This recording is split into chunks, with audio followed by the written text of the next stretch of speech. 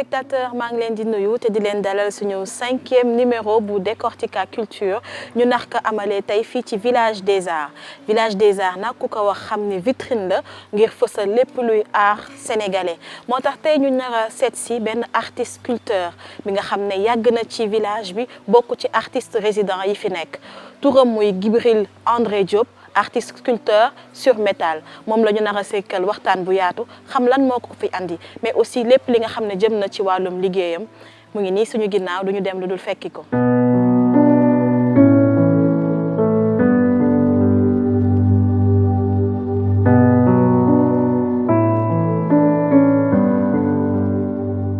salaamaaleykum. maaleykum salaam. monsieur Diop nuyu nañ la. fay nañ la. ñu ngi lay dalal suñu émission Décortica Culture fii ci ITV. dalee nag jàmm. ñu ngi lay fekk ci liggéey bi de. noonu la nag. liggéey bi naka te nii la laajee doole. waaw tuuti rek. tuuti rek. waaw. lan nga nekk di defar nii. fi mu nekk nag dama bëgg commencé benn pièce bu bees. incha allah. donc da nga nekk ni di génne forme bi. voilà forme bi déjà ngay génne. waaw.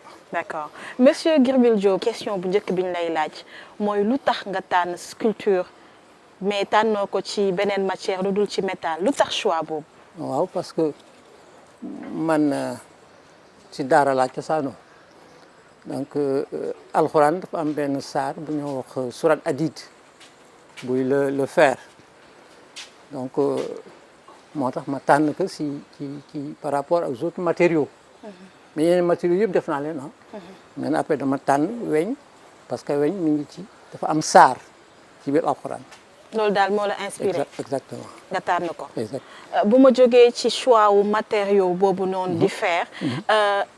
lan moo la tax nga tànn sculpture pourquoi pas peinture pourquoi pas beneen art visuel mais nga tànn sculpture. waaw dama gis ni yeneen yëpp mën nga costume gante liggéey leen kii. mën loo costumer def ko pas possible bien costumé bien ganté tu peux le faire. te bii moom il faut nga nekk comme condition yi ñu la gisee nii. exact pour nga sóobu si. ça fait combien de temps nga nekk si métier bi.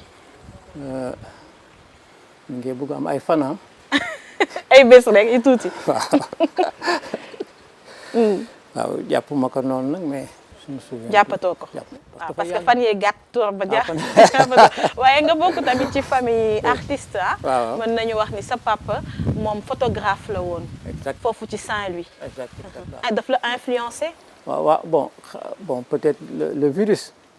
le virus bon parce que au fait man sama yaay moo daan defal chimie sama papa moo daan defal. fixatif beeg révélateur bi su ma moo ko daan defar. moo doon defar loolu moo doon defar produit. loolu am na solo ça veut dire que jigéen ñi seen ay góor seen ay borom kër ci métier bu ñu mënti dugg. dañ ciy dugal seen loxo. waaw jigéen ñooy si booba jamono. xam nga ndax léegi jigéen ñi ndax daañu. ba tey donc sa waajur bu góor ak bu jigéen bokk na ci influence. exactement xam naa ni. mais yaa ngi fii ci village des arts. village des arts mu nekk vitrine fi nga xam ne artistes sénégalais dañ fiy bëgg di faral di nekk. que ça soit de passage que ça soit comme yow mi nga xam ne da nga fi nekk en permanence. waaw lan moo la fi andi dégg naa da nga njëkkoon nekk ci village bi nga xam ne moo nekkoon au temps. ci avenue Pétavin. exact waaw. avant ngeen di ñëw fii waaw à l'avenue Pétavin foofu la ñu njëkkoon amee les ateliers d'art donc si restructuration bi c'est la ñu. génne le village des arts parce que après ça habitait les nouveaux bureaux. parce qu'il y avait des problèmes de finances dans ce pays. donc alors fekk na fi il y avait les Chinois bi ñu koy defar le stade bon pare na alors c'est en ce moment là que ñu demandé mais bi ñu fi ñëw tamit dañu demandé képp ku bëgg ñëw fii. donc ñëpp ku nekk indi sa dossier et puis il y a un comité. yaa ñooñu sélectionné waaw exactement. depuis lors yaa ngi fi. depuis lors waaw exactement. village bi lan la apporté en tant qu'artiste. bon indi na ma lu bare parce que y a des échanges de pratiques et puis boo nekkee dans le milieu tu évolues mieux que nga nekkoon tout seul quelque part. donc il y a des influences du côté dans tous les côtés humains. Fii vous êtes entre artistes. exactement waaw. et il y a toutes les disciplines presque. Il y a la photographie, il y a la peinture, il y a la sculpture, Bon, tu as aussi les plus arts visuels presque dañ koy rencontrer. waaw waaw waaw. Comme ni ma ko waxee sànq. yow métal ngay liggéey dama bëgg tuuti ñu def tuuru œuvre yi nekk fii parce que presque allée bi li fi nekk ci sculpture yi yëpp. ah yow yaa ko defar si sa xarañte la génnee. exactement sauf bële. léegi bii par exemple bii nekk juste suñu wet. ah ay fer la. fer la waaw c'est du fer à béton. est-ce que récup la wala. non non non non non. vous faites pas de récup. non non non maanaam yow doo def récupération. jamais. Non, c'est tout à fait à mes débuts, dans la def récup. Hein? Mais après, quand j'ai un peu mûri, bi ma xawee xam tuuti laa xam ni récup histoire du jàmbur laa jël essayer approprier que essayer que moom. Parce que boo daan gis da ngaa dem for ay daggitu weñu fuur, ay daggitu weñu oto, ay daggitu weñu welo. Après nga ñëw nag léegi yow daal di ko essayer taxaw et puis bu nekk dafa am te ñoom sax ñoo lay exiger parce que boo jëlee forme boo xoolee dafa am ci lu mu lay yóbbu. Donc yow nga daal di tracel ay kii ak yooyu defal ko donc mais kooku ñi nga xam ne ñoo def yooyu mais dañuy kontaan parce que ndax ñoom seen histoire dafay continuer mais ñun lan moo ñu identifier lan moo ñu mën a identifier loolu boo ko defee ça ne nous identifie pas. Donc mais kooku nag maa ngi ko xam bi ma mûré quand j'étais un peu ma xawee ñor donc c'est laa xam ne alors moo tax depuis lors ma bàyyi la récup léegi fer bi nga gis yëpp dama koy jënd neuf damay dem ci magasin bi jënd ko indi moom laay liggéey. kon su ma la déggee yow da nga xalaat ni artiste warul continuer histoire u jàmbur. mais dafa war a créer histoire am. parfaitement. parce que au fait moo tax nga bàyyi récupération de matériaux. di def acquisition directement di ko jënd. exactement parce que au fait bu fekkee ni œuvre bi li solom mooy dafay nekk traçabilité wu société bi. tout à fait. mais bu fekkee da nga jël yow ay pièces daa monté ko mais histoire du kala ngay kon et puis daal ñooñu ils sont heureux. effectivement d'accord lii nag lan la en fait. boo ñu ko mënoon expliquer tuuti. waaw kii fer à béton la. bon moom laa jënd bon c'est le fer à béton entier bon ma dagg donc dama si liggéey boo ko gisee fii dafa am ndax au fait ci léegi bi ma demee tamit ba xàmmee dama gis ni. même ba bitim réew boo demee gars yi nekk foofu sculpteur ñoo ñuy wax ay sculpteur ak yooyu bu ñu defaree pièce bu mel nii dañ koy defal benn socle bu day na ndar teg ba pare teg si bu mu taxaw oui c'est que man dafay ànd ak pièce bi dafa war a ànd ak pièce bi donc je me suis dit que ni ñoom ñoo ngi ni 3 dimensions la wax na mën taxaw.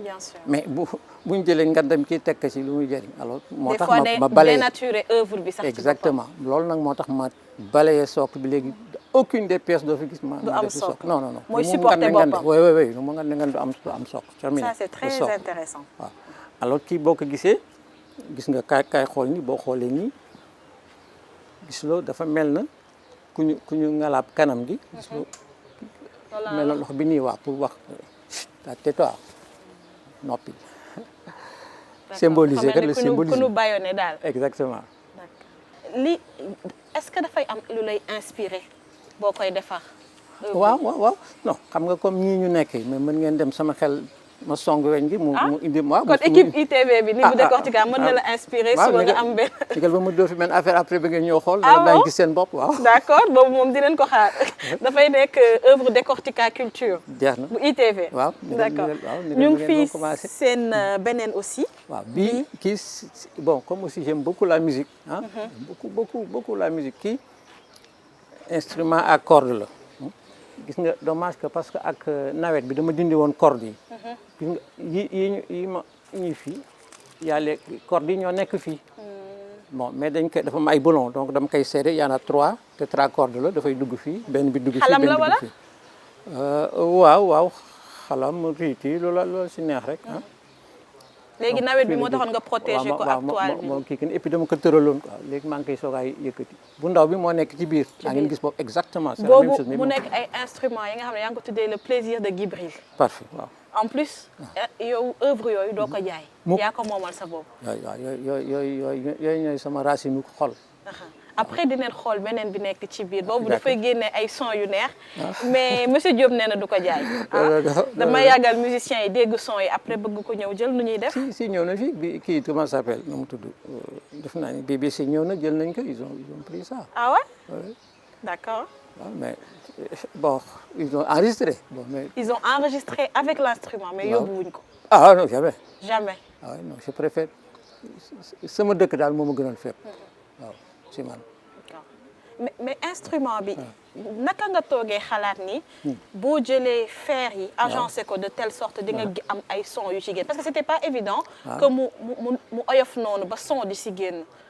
ah mais xam nga am na yoo xam ni inspiration wala lu lay dugg au fait du ma ni luxus la du luxus c'est que li ma gis jamono yooyu yëpp ba bi ma koy defal loolu mooy produit bi.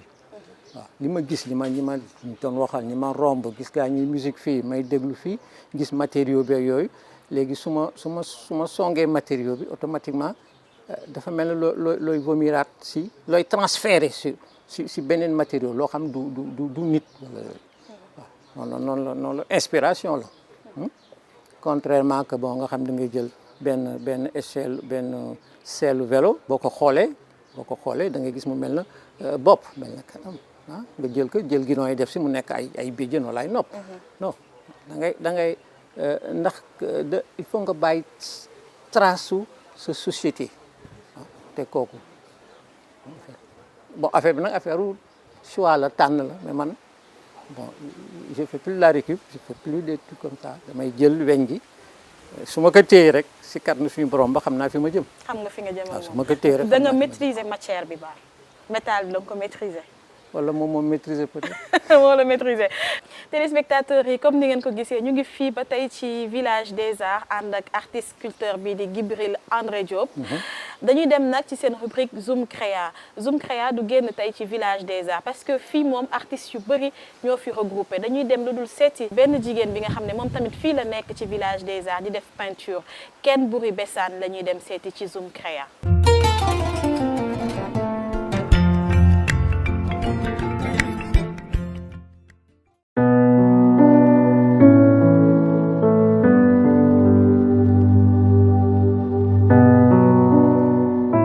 maa ngi tudd Ken Boury Bessane artiste plasticienne sénégalaise.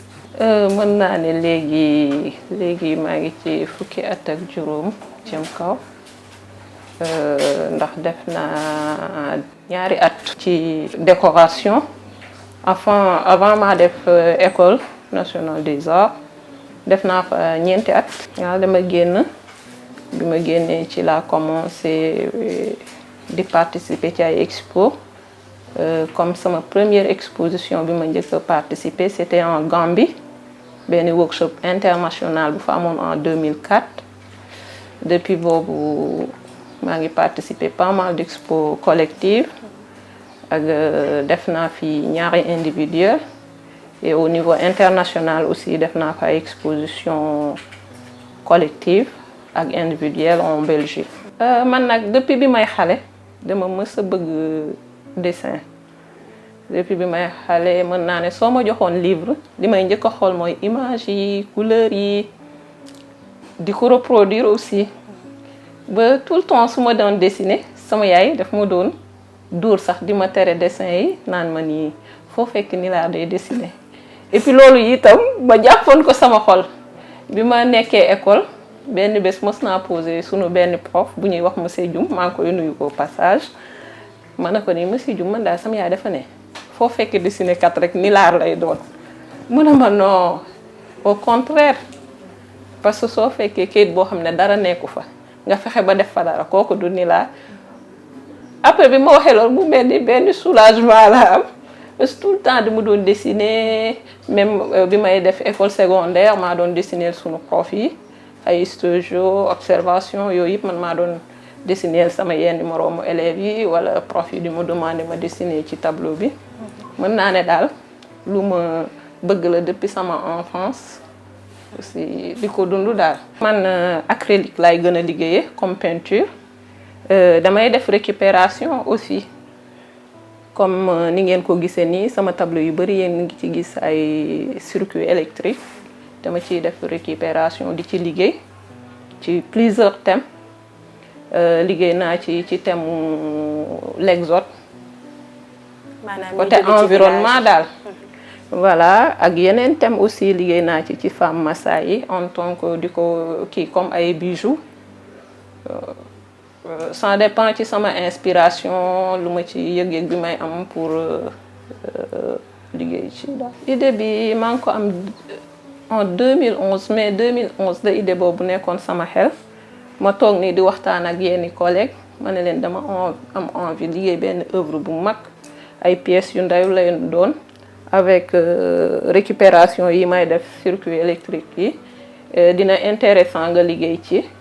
Après ma toog jël sama benn carnet commencé di dessiner nii après 2011 liggéeyuma ko ba 2016 ma war a préparer biennale bi ci laa toog ak encouragement Djibril André Diop xamante ne vraiment c'est un grand monsieur mu ma encouragé ne ma mën nga koo liggéey avant biennale ci laa commencé di ci liggéey concentré wu ci def 228 pièces yi. dama doon xëy fii ci biti laa ko doon liggéey 9h ci suba ba 21h ci guddi souvent damay fàttee sax lekk ci noonu laa ko réaliser tableau bi titre bi nekk en général titre da ngeen di dégg ay nom mais titre bi ma def ko en chiffre muy 2811 noonu laa tuddee titre bi 2811 soo gisee ma wax ko soo xoolee 2 plus 8 égale 10 et 0 c'est le monde 1 c'est Allah et soo xoolee lépp lu yàlla bind ñaar la ci def moo indi 11 bi et mën naa ne tableau bi daal li xew ci àdduna bi lay wax li nekk en actualité lépp luy xew ci côté domaine yëpp ci lay wax di ci sensibiliser parce que en tant qu'artiste loolu mooy sama rôle di sensibiliser à travers mon art ci domaine yëpp loo xamante ne vraiment mën naa ci apporter quelque chose. définiruma ko après idée bi ma amoon daal mooy bëgg naa réaliser œuvre bu mag boo xamante ne ay pièces yu ndaw lay doon yoo xamante ne 20 sur 20 carré lay doon mais nombre bi sax définiruma ko woon parce que bi ma woowee menuisier bi pour mu defal ma kii sax dama ko ne xoolal jëlal ma mesure fii à peu près damay liggéey rek. village bi mën naa ne képp kuy artiste rek nekk ci art visuel bi souhaité nga am fii espace pour liggéey su loolu weesoo fii man pour man école la ci man parce que fii di nga fi fekk mën naa ne artistes yu mag yëpp yoo xamante ne représenté nañ Sénégal fu ne dans le monde ñu ngi fi ñu ci ëpp ñu ngi fii et puis di nga jànge ci ñoom lu bari man école la ci man jànge naa fii lu bari xame naa fii lu bari parce que ñu bari ci ñoom dama leen di côtoyer dañ may jox ay conseils dañuy xool sama liggéey di ma encourager ku ci mel ni Djibril André Diop ay Tita Mbaye ak ñeneen même Khalidou Kassé mën naa ne daal village des arts man école la pour man jànge naa fi lu bari jàng naa fi lu bari aussi. maa ngi leen di décortiquer pièce su 2811 bi 2811 bi moom mooy li ma ci wax rek bi ma koy liggéey sax préparé wu ma ko parce que moment boobu ki nekkoon secrétaire général biennale bi moo ma ne Kimbouré foog nga déposer defaral sa dossier bi ma koy wàcc dama ko préparé wu ma ko daal mais bi ma ci sëggee vraiment gis naa ci résultat mooy li ma la ci expliquer rek 2811 ça parle du monde tout ce qui se passe dans le monde. bi maa ngi ko liggéeyoon c'était en 2007 je crois mooy bi Ablaye Wade demandé ñu liggéey sur les tirailleurs sénégalais ci la réalisé woon œuvre bi ñett yi ak beneen bu mag boobu dem na pour rendre hommage tirailleurs yi ak bi ci suuf soo gisee ñu ngi def ci mbaxne bi Caaroy 44 boobu itam pour rendre hommage soldats yi kii woon Caaroy 44 ci laa ko réalisé woon. comme bee soo seetee bee femme bi taxaw noonu ci seetu bi ma ne tudde ko femme au miroir soo gisee ma ne femme au miroir waxuma pour sunu côté beauté mais sunu beauté intérieure laay wax di wax sunu moroomu jigéen ñi ñu xoolaat sunu bopp xoolaat sunuy comportement parce que nit amul lu dul dignitéem personnalitéem ci foofu daal lay ñaaxe jigéen ñi ci boobu. bii nag laa leen di mujjee zoomer bii li tax mën naa ne sama œuvre bu ma bëgg la boo xamante ne day wax ci enfance ak innocence am moom la loolu tax sax jaayuma ko ci sama collection privée la bokk ñi ko bëgg bëri na à chaque fois dañ ma koy laaj sànq rek la mujj benn daam bu ko bëggoon sànq ñu ngi gisante waat mu toppa ma ne ko bii daal sama œuvre préférée la. non man samay pièces c'est des pièces uniques œuvre bu ma xes a liggéey jeex na duma ko reproduire donc c'est des pièces uniques. sama kàddu bu mujj mooy que maa ngi leen di remercier et di remercier aussi sama naataangoo yi ma fi nekkal xamante ne vraiment samay papa lañ samay frère laa fi nekkal ñoo xam ne vraiment dañ may encourager dañ may jox ay conseils et surtout à Djibril André Diop le maître du fer vraiment quoi comment respecter le vraiment parce que c'est un grand monsieur. voilà di remercier ñëpp daal ak samay waajur.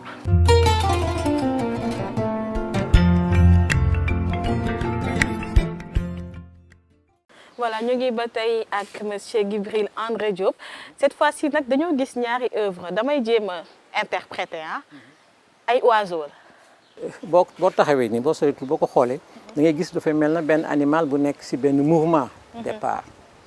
kii li ko indi c'est que dama doon discuter ak benn mathématicien nekk ci dëkk yu fale alors ñu parlait de toujours bidimensionnel par exemple boo xoolee sa téléphone affaire bi bouger ñu ne bi non mais manika non parce que bidimensionnel mooy bu fekkoon pièce bi moom rek mais comme que mi ngi pièce bi ci boppam 3 dimensions la parce que dafay am hauteur ak profondeur donc moo taxoon nag kii nag boo ko xoolee nii dafay mel na animal boo gis dafa mel na luy daw. Ibi plume yi. Voilà, c'est ça. Voilà. Donc, bien que le mouvement est figé, mais c'est tridimensionnel. Tu as le mouvement, moo taxoon ma réalisé bii. boo fekk ne bii nag bii laa jëkk réalisé que bii. que boobu waaw. bii moom bii tam dans le même sens. non uniquement le fer plat. bon derrière ci suuf y a bon ça parce que am na lu mu porté fii ci gannaaw. te ba tey maa ngi gis ci li nga waxoon concernant socle bi. waaw dafa ko. non oh non. ñooy supporter seen bopp. oui plus de socle parce que au fait en matière de sculpture je vois pas la nécessité du socle. Le socle n'a pas sa raison d'être parce que comme mi ngi mën nga ko defar na mu la neex mu taxaw mais pourquoi après ngay def benn kii bu mouse teg ka ci au fait man ça me dérange tout petit peu. Monsieur Diop léegi dañuy ñëw si concrètement si sculpture au Sénégal. Ouais. Art visuel dafa yaatu. mais fii presque peinture bi moo jël le dessus. waaw si sculpture. mën nañ xam lan moo waral loolu. bon lan moo waral mooy xam nga fi mu nekk yow nii nga def sa robe rafet beeg def kii yeeg yooyu tey ji mën nga jël sa toile ak peinture ba mu jeex après nga dem Sorano maa nga dem théâtre maa nga dem reer yi maa nga dem théâtre mais kii mënuloo ko def ba pare tàllal fi dem reer yi il faut nga sumeeku soluwaat defaruwaat c'est ça sa richesse. ça demande du temps. Ah oui. Et puis de l'effort.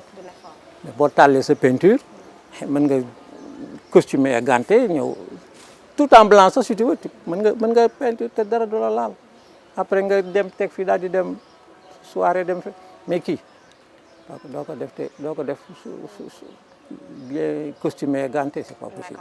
est-ce que vous êtes da nga résider fii ci village bi. nag des fois di nga génn dem ci biennale yi ci exposition yi pour wane œuvre yi représenter Sénégal. bon en fait. autant nekkoon nga Toulouse. waaw bon j'ai fait Toulouse j'ai fait l'Allemagne j'ai fait l'Angleterre j'ai fait la France j'ai fait la Belgique j'étais jusqu'en Andorre. Amérique j'étais en 78 aux États-Unis à Boston. mais yooyu yëpp ça me permet d'acquérir de faire des échanges de pratiques xam loolu comment ça se passe yooyu yëpp moo neexoon toog ci mais je préfère revenir ici parce que fii laa dëkk. effectivement. est-ce que dans le milieu sculpture bi da ngeen am ay jafe-jafe. ah oui bon c'est le parent pauvre de l'art parce que boo gisee les toiles yi ak yu demee noonu ça peut se vendre même au niveau du film mais kii par exemple c'est très rare nga gis gars yi ñëw jënd des sculptures c'est que dafay nekk bëgg-bëgg rek tu aimes et puis tu mets c'est beaucoup plus ça. Et pourtant c'est accessible. Oui. bu ma ko bëggoon ñëw acquérir pour def ko meuble de coin sama kër. facilement mën naa ko am si fii. oui mais xam nga ñun boo ko dee xool suñu kër yi boo ko dee xool seen configuration ni ñu leen di doxalee c'est un peu difficile. da ngay gis ñoom li ñu gën a préféré mooy dafa fàtte sax ngeen ko tuddee mooy seen espèce kii nga xam ne dafa am seetu bu mag beeg yooyu nga xam ne da ngay taxaw ci armoire bi am seetu bi mën defaru ay kii yooyu ngeen gën préféré ak yi ami tiroir yu bare yi nga xam ne da ngay dugal fii partout dàll fee des choses kii moom dafay teewal rek c'est tout. buñ la xoolee en termes d'expérience yàgg nga ci milieu art bi macha allah tuuti waaw tuuti même bu fekkee jeune nga ba léegi. bien sûr. est-ce que yaa ngi tàggat ay ndaw si sculpture. bon xam nga yii nag neexul en fait mën nañ leen jàngal la technique mais jàngal technique après yaay demal sa bopp non bon. y a pas déedéet mais à part ñi nga xam dañu ñëw en immersion bu ñu jógee. école nationale parce que da ngeen di recevoir des fois des élèves. oui non mais même man j'ai été formateur à l'école nationale des beaux-arts. donc j'ai formé pas mal de gens qui sont dans le domaine qui sont des professeurs d'éducation artistique et qui ont opté pour la sculpture. boo jëlee ku mel na Momar Seck qui est actuellement à l'école internationale de Genève il est passé par moi donc il y en a d'autres aussi qui ont fait des trucs. Qui ont été dans des grandes institutions. Monsieur Djibril André Diop Décortica Culture fii lay yem ñu ngi lay remercier bu baax di la bàyyi nga jox sa mot de la fin. waaw bon dafa ni lii ngeen def lu mat a law la ci yeneen ñi ndax boo gisee problème bi artistes sénégalais yi am mooy artistes sénégalais yi boo demee partout dans le monde da nga leen di dégg. lu tax ndax yéenay porté affaire bi mu dem donc c'est-à-dire que moom laa wax la périphérie mais artiste bi li mu mën mooy liggéeyam nii après nag yéen a amee affaire tasaare xabaar bi di ko yóbbu bitim réew tey ji par exemple au niveau de la culture waroon ngeen am ay bourses yoo xam ni daf leen di permettre ngeen di liggéey bi fii ngeen yóbbu ko foofu wate nga seen ay yeneen moroom ak yooyu mais historien d'art yi critique d'art yi cinéaste et tout ce qui gravite autour foofu la liggéey bi sooxe mais artistes sénégalais yi foo dem dans le monde nag leen fay gis te or bu dee nigériens yi wala ivoiriens yi ñu mel na yéenay porté d'abord nouvelle bi ñu koy porté ba pare nag léegi ah bon il existe ñoo ngeen daan joxe doon ñi ñu ñëw c'est ce qui nous manque. mais c'est ce que ITV est en train de faire. alhamdulilah sant rek mais góorgóorlu leen ba ngeen wàllu ñeen que ça fasse tache d'huile. en tout cas plaisir bu mag la ñu am pour dalal la fii ci suñu émission Décortica Culture gis nañ fi liggéey bu mucc ayib mais aussi beaucoup d'expérience ci matière u art ak voyage yi nga def fi nga représenter Sénégal merci beaucoup. moi c'est moi qui vous remercie et je souhaite que la boîte puisse encore s'agrandir faire tache d'huile. Amiin. et que je souhaite vraiment que vous soyez les porteurs comme ñeneen dañuy nelaw bon. yeewu ñu dem yeewu ñu. merci beaucoup. c'est bien voilà moi je vous remercie. téléspectateurs yi lii moo nekkoon seen 5e numéro bu Décortica Culture ñu nekkoon fekk artiste sculpteur bi nga xam ne mu ngi résider fii ci village des arts bu Dakar Djibril André Diop maa ngi leen di jox dig daje dans 15 jours ci beneen numéro Décortica laata loolu nag dama leen di bàyyeeg seen agenda culturel bi.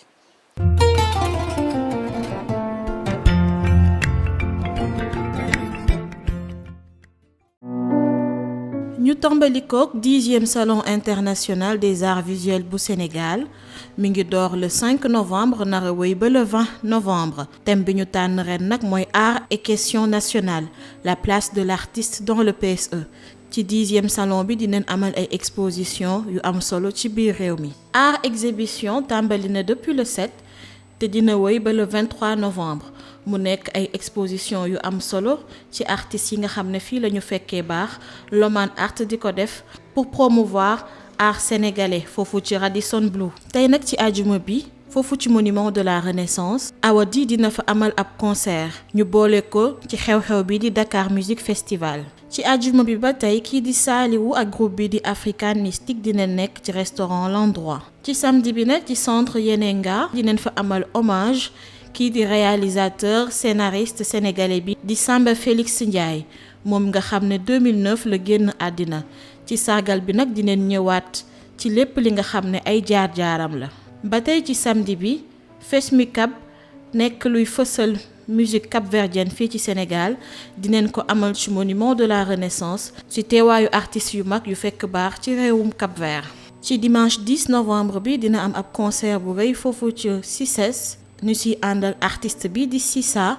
concert bi mu duppee ko Yeesu rekk mu nekk sargal ak dellu sant Yeesu Krista. Institut africain de management IAM dina dalal lii di gingembre de Dakar ak thème bi di vivre ensemble ñu si ànd ak professeur Penda Mbaw docteur Djibi Diakhaté Alamine Kébé ak kii di El Hadj Amidou Kassé. ci samedi bi foofu ci cave du Jolof groupe Jam Jazz dinañ leen fa jox rendez-vous. samedi 16 novembre foofu ci teeru bi orchestre jigéen ñi dinañ fa def prestation bu am solo ñu fàttali leen ne orchestre jigéen ñi bokk na ci orchestre yu njëkk yi nga xam ne ay jigéen rek ñoo ko composé. lii lañ leen andiloon ci agenda culturel bi.